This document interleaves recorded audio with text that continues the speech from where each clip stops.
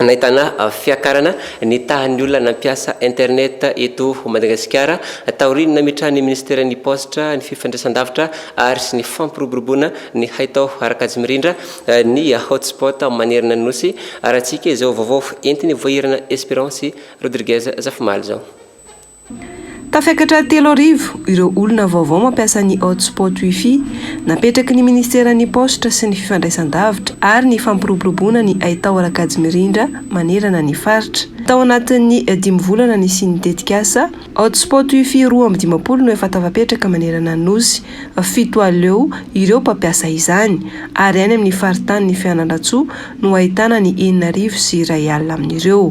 Tsy mbola azo lazaina hoe ampy ireo ato tanisa ireo saingy efa isan'ny dingana lehibe ho anay ato amin'ny MPTDN ny fiakaran'ireo mpampiasa ny internet eny amin'ireny hotspot wifi 250 izay napetraka ireny.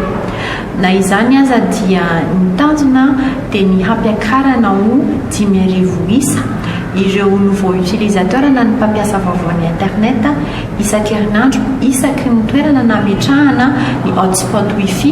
Raha ny fanadadiana hita tetỳ an-toerana ireo tanora sy mpianatra no tena liana amin'ny fampiasana ny hotspot.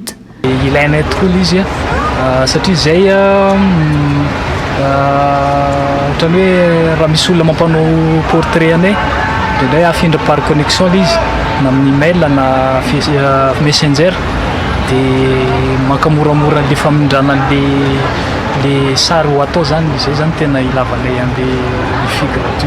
Koa mba halavaina kely satria misy indraindray zany ohatrany hoe manao téléchargement dia tsy tratra n'le atsasakadiny moa zany le izy. Manao recherche filière atao zao tourisme sy entrepreneuriat dia mikasikasika an'izay ihany ngambany hoe manodidina ny hoe resaka voyage sy ohatr'izany.